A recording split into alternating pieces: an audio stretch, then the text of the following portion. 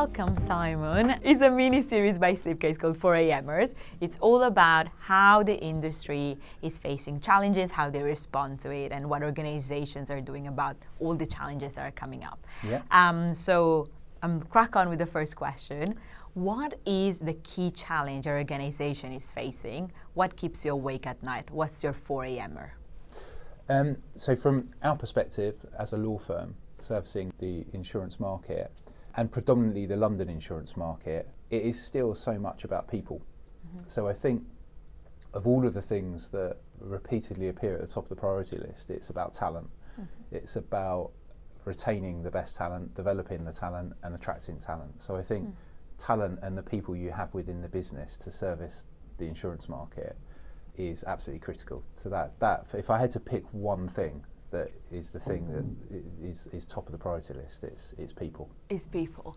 And having said that, so it's significant, obviously, for continuity and be ready for what's next, I believe. How is your organization adapting to that challenge? Well, I think that there's lots of challenges in terms of coming out of COVID about how people engage with the workplace, how young people coming into the market, whether that's in the insurance side or on the legal side, build their networks. And so I suppose with the first point of that around how people engage with the workplace, we've taken a pretty flexible approach as to how we go about that. One thing I think is really clear is that there is no one-size-fits-all solution.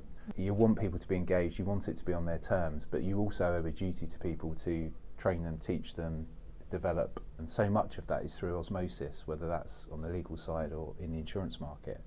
So we do what we can to attract people into the office, as opposed to imposing rules on it. I think we're much more about giving the people the reason to come into the office.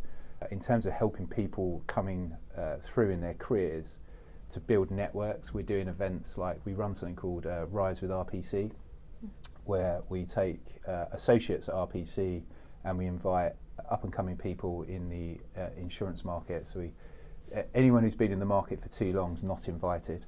And we'll do events which followed by social elements to it, which helps just put people together and pull people together, because as I say, I think people are engaging with the workplace and building their networks in different ways, but it's really important because it's a personal business still, and it's a business of trust and face-to-face time.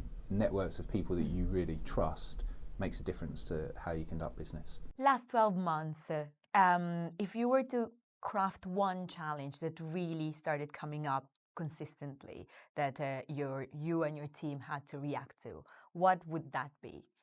Well, I think like many businesses at the moment, we are grappling with understanding AI and how we can use AI to help our clients, to help our own business. And I think that in the last 12 months has been a bit of a journey just in terms of understanding the capability of AI, where it is. There's a lot of hype, so trying to strip out what the noise is versus the substantive areas that you can use tools and AI tools to help the business and to help clients has been a real challenge. And I think it's one that at IPC, what we've tried to do is create opportunities for sandbanking and allowing people to play with AI solutions internally. Obviously, clients are rightly super concerned about reputational risk, around data risk. So we've got to put rules in place to protect the data elements of it. But the best people to really unlock where the value of AI might be for the business and for our clients is often the junior people within the business who engage with this much more intuitively, certainly than me. So it's about encouraging them. So we have our own RPC AI platform called Porter, and we encourage our people to use that for coming up with their own business challenges, to be honest with you, and how they can engage with Porter to solve those challenges, to use AI to support clients or solve problems internally. Where that goes next is another challenge in itself, because you're then going to have to embed some of these solutions. And we're probably at the start of that journey, and I think in 6 months' time that might be my 4AMer then, in terms of really working out how do you embed this stuff, how do you get the consistency of use to get the value from it. But we're really at that playing stage, I think, of the journey. Do you think you are perfectly aligned with regards to timing? Because a lot of people say, oh, the AI has been existing for so long and people are not fast enough in adopting all the things available already in the market. Do you think you're a little bit behind, or do you think, you have the right tools at the moment, but testing is key with your organization? Yeah, and I think the truthful answer to that is we're slightly behind, and in part that's a deliberate place, because I think with AI, to be ahead, you're going to waste a lot of money.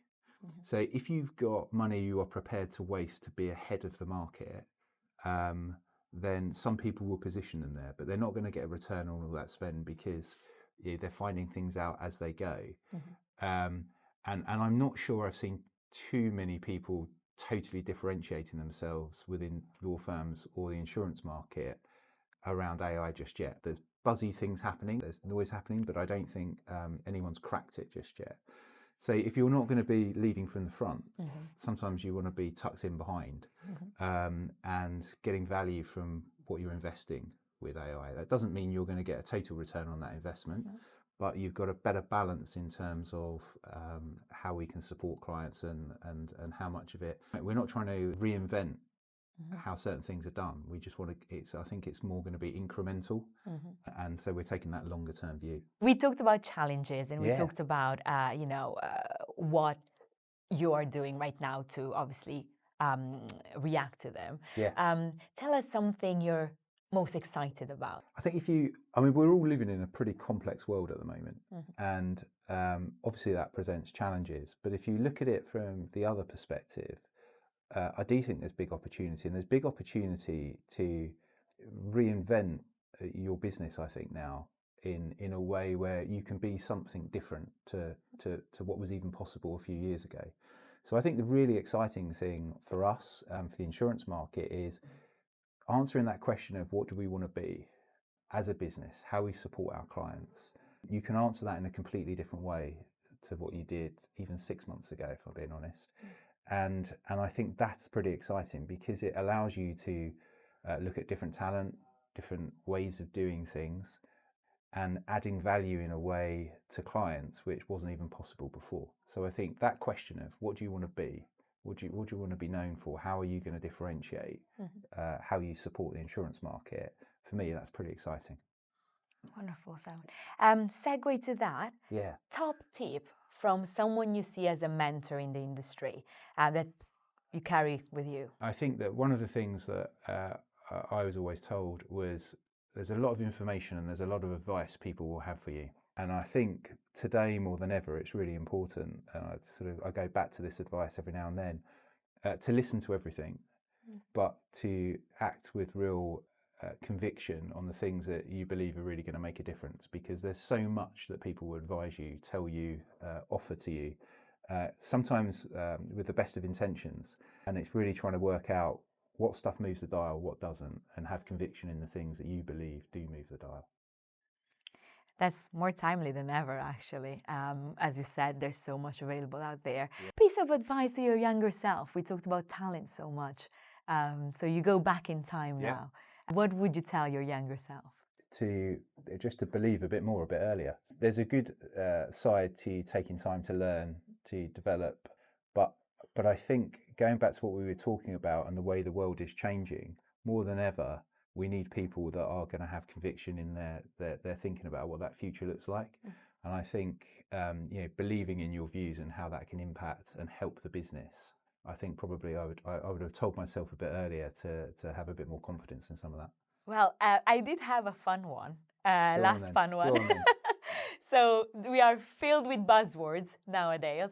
What's the one buzzword you are more than happy not to ever hear of again? More than happy? No, I mean, it's a great question. The one that just keeps coming up more and more at the moment in business talk is when people with new ideas keep talking about leaning into things.